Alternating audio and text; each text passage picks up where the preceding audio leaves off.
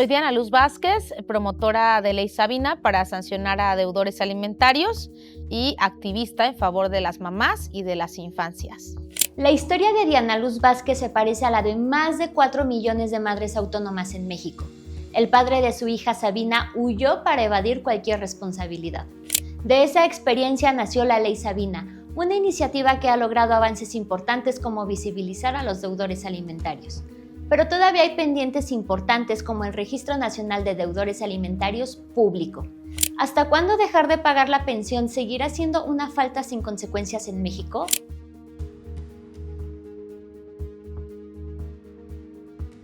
Sabina es una reivindicación de mi historia familiar, de repensarme no solamente como mamá, sino como la hija que fui de un padre ausente, como la nieta que fui de un señor que nunca paternó y que llegaba violento a su casa y que cada que mi abuela le pedía dinero para sus hijos e hijas era una golpiza. Entonces Sabina viene a reivindicar mi historia familiar, pero también es el reflejo de muchas Sabinas en este país, niñas y niños que no reciben su pensión alimenticia, que no son reconocidos por su padre, que es muy fácil para un señor desentenderse del embarazo de una mamá, de sus hijos y de sus hijas. Y Sabina viene a resonar en un contexto histórico donde las mujeres no solamente ya no callamos las violencias, sino queremos otra realidad para ellas, para las niñas que están, para las niñas que vienen.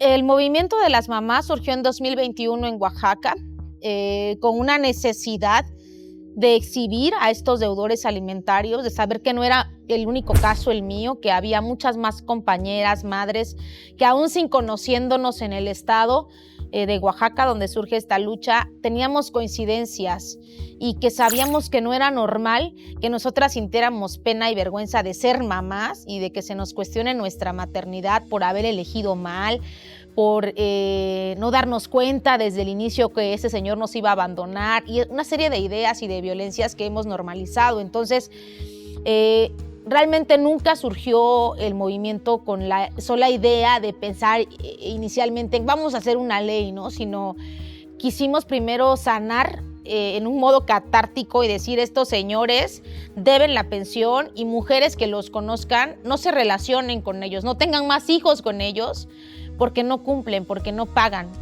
Creo que el movimiento de Ley Sabina en todo el país y las colectivas de mamás que se han unido para hacer tendederos de forma autónoma, hacer un activismo político que debería ser trabajo del Estado, viene a cuestionar nuevamente la justicia patriarcal.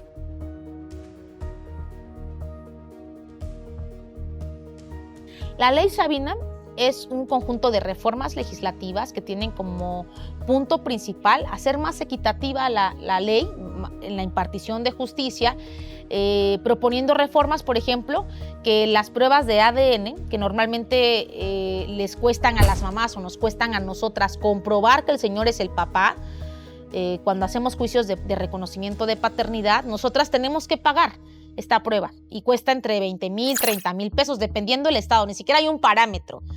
Entonces, estos señores, bajo la justicia patriarcal, repito, de que quien acusa está obligado a comprobar, pues las mamás venimos muy desgastadas desde pagar abogados, animarnos a emprender este proceso que es muy desgastante, salir de nuestros trabajos para ir a las audiencias, que no es una audiencia, son muchísimas, y que después te encuentres con que tú tienes que pagar un ADN, que es carísimo. Entonces, el Estado no está asumiendo su responsabilidad ni está persiguiendo a estos señores.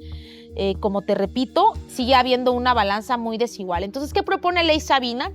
Que la prueba de ADN sea sufragada por el Estado o, en su caso, el presunto padre, y que en ese sentido las mamás podamos acceder a la justicia, porque muchas mamás no llegan a ese proceso porque no tienen para pagar estas pruebas de ADN y pues bueno, prefiere seguir trabajando 2 o triples jornadas para poder llevar el sustento a casa. Ahora, ¿qué más propone Ley Sabina? El registro estatal de deudores alimentarios público.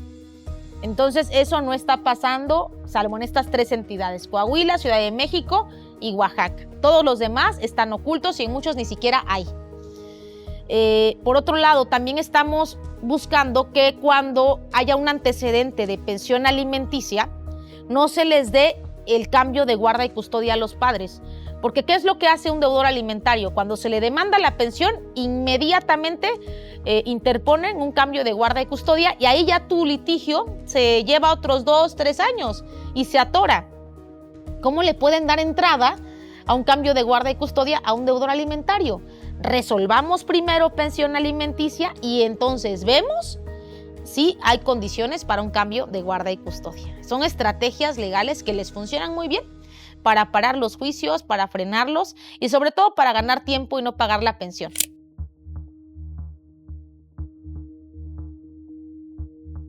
Hay muchas violencias de otras mujeres hacia las mamás, diciendo, no, primero son los míos y de los tuyos pues ya ni se acuerda, ya no supo, sino que les pregunten cuánto dan para la pensión, cuánto tiempo aportan, porque no solamente es pagar una cantidad económica, sino son los cuidados, lo que esa mamá tiene que dejar de hacer para poder maternar. Es su cansancio, es su salud mental, su salud emocional. Y creo que nos falta mucha más conciencia en una sociedad tan machista, tan patriarcal, donde nos causa risa que un señor tenga 7, 10 hijos. Bueno, está hasta la obra, ¿no?, de Don Juan Tenorio y hablamos de tantos cuentos en la misma narrativa de la literatura de un tal Pedro Páramo, ¿no?, que tuvo hijos. Entonces, hemos romantizado, hemos normalizado el que un señor abandone a los hijos y terminamos siempre dándole un beneficio de la duda a los agresores y eso no debería suceder en este país. Debía haber sanciones ejemplares, que el Estado persiga a estos señores, como te persigue el banco cuando debes una deuda y te llaman y te llaman y te llaman. El Estado debería perseguir a los deudores alimentarios.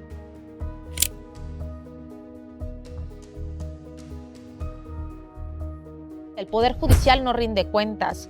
¿Quién le pide cuentas a un juez o a una jueza? Y el cuestionar también la forma en la que imparten justicia, con qué mirada lo hacen, y esta revictimización que realizan cotidianamente en los juzgados de mamás que me han llegado a compartir sus casos, que cuando van y presentan una demanda de pensión te dicen, deje de molestar al señor, déjelo vivir en paz, ya tiene una nueva pareja, usted sane, usted pues trabaje un poquito más para que le alcance la comida y no se mira al agresor, a estos deudores alimentarios, con una vara que debía ser igual como se mide la maternidad, mucho más dura para nosotras. Mientras a los señores se les pone en un lugar de mucha protección, que cuando se les exhibe, bueno, denuncias por daño moral que son aceptadas ridículamente. Señores hablan hasta de extorsión cuando se les exige la pensión alimenticia.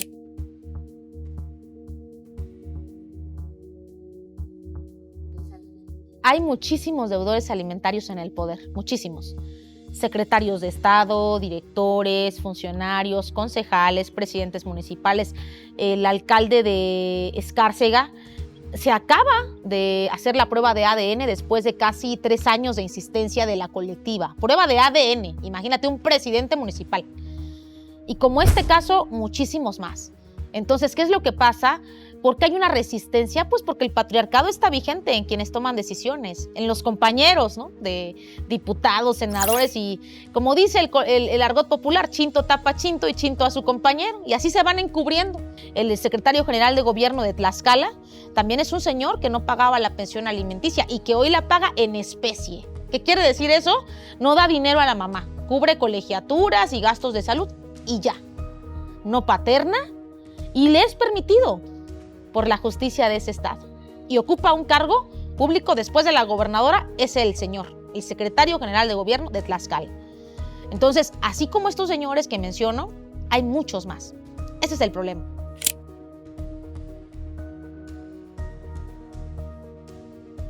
México es un país corrupto y patriarcal. 2 elementos que juegan en contra de las mujeres y de nuestro acceso a la justicia. ¿Qué significa esto cuando hablamos de pensión alimenticia? Una mamá que va a un juzgado familiar a poner su demanda de pensión alimenticia, el primer contacto que tiene es la implementación o que esa solicitud, ese proceso jurídico que lleva a cabo un actuario, se le notifique a la persona. Entonces, si encuentras un actuario que te dice, no, pues mire, yo trabajo de 9 a 2 de la tarde y después de ahí, pues si el señor llega a las 4 o 5, pues yo ya no puedo, pero si usted me ayuda, estamos hablando de dinero, pues yo la ayudo. y empieza una cadena de corrupción.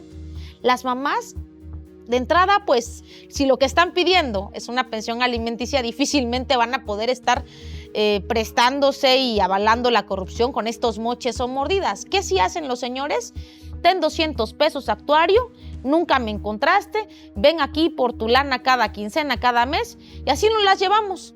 Mientras la mamá puede pasar años intentando notificar a un deudor alimentario. Entonces, si partimos de todas las trabas que tenemos a nivel proceso jurídico y la falta también de información, muchas mamás no saben que aunado al proceso civil en juzgados familiares se puede iniciar un proceso penal que implica la cárcel para un deudor alimentario. Estamos hablando de que esta falta de información hace que muchas mamás no puedan solventar como debería de ser un proceso jurídico con las herramientas, porque para exigir los derechos hay que conocerlos. Y muchas mamás no saben de estos procesos. Los abogados también se prestan a extorsionar a las mamás. Somos una cajita mensual donde usted páseme 2,000 pesos, 3,000 y el litigio va a ir avanzando, usted confía en mí. Y las mamás terminan desertando. ¿Qué mamá puede estar cumpliendo estos paguitos, ¿no?, mensuales? Nosotras sí tenemos que entender, pero la justicia a estos señores, cuando llegan con los zapatos más rotos al juzgado, a propósito, para decir que no tienen dinero, dicen, pobre señor, pues no tiene lo menos de pensión que pueda dar, les imponen cantidades irrisorias que parten del 15% de su salario. En otros países, como Estados Unidos, una pensión alimenticia parte de un 60% cuando se trata de 2 o más hijos. En otros países parte del 30%. En México hay una gran concesión, una gran permisividad para los deudores alimentarios.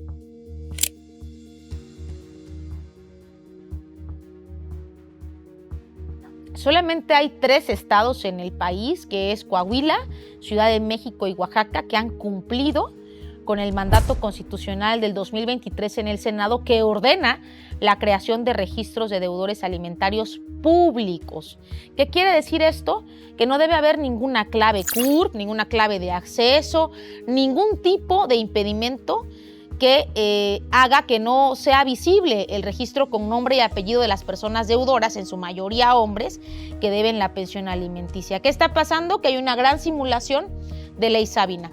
La forma en la que hemos visto que es más efectiva la propia justicia, los propios tribunales y juzgados familiares en los estados, es que la vergüenza alcance a estos señores. Entonces el registro se crea o es pensado para que la vergüenza social alcance a los señores y también se les vayan restringiendo derechos.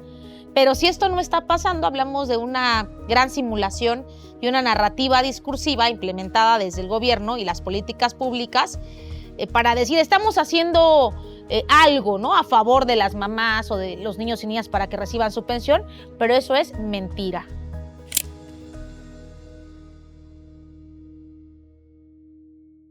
Hoy las mujeres no podemos cantar victoria a pesar de estos derechos que han ido evolucionando, de esta paridad, igualdad y tanto que se habla, ¿no?, de que hoy las mujeres hasta tenemos más derechos, dicen algunos hombres machistas, ¿no?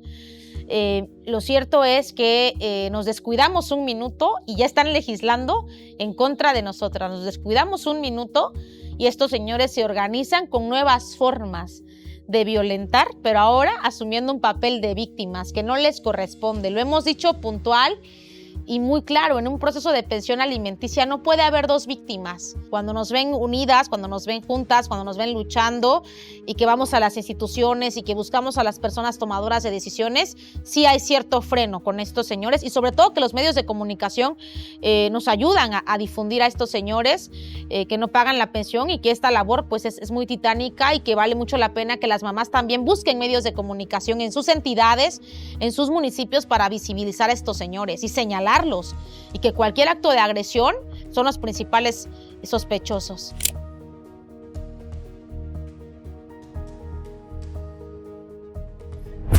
Sabina, como muchas niñas, no estarán exentas de un agresor porque son muchísimos y todavía esta cultura machista permanece en la literatura, en la música, en lo que se escucha, en los videos de TikTok, en lo que se ve también de la cultura occidental. Creo que hay grandes retos para esta generación, la que viene, pero también creo que Sabina va a tener otra mirada y va a tener otros lentes para primero identificar y reconocer la violencia. Las niñas que vienen y que nos toca darles esas gafas violeta de las que hablamos, van a tener también herramientas no solamente para rechazar la violencia, sino también para enfrentarla cuando sea necesario. Y cuando tenga que denunciarse, lo van a hacer con mucha más valentía que nosotras y quizá con un marco jurídico mucho más igualitario.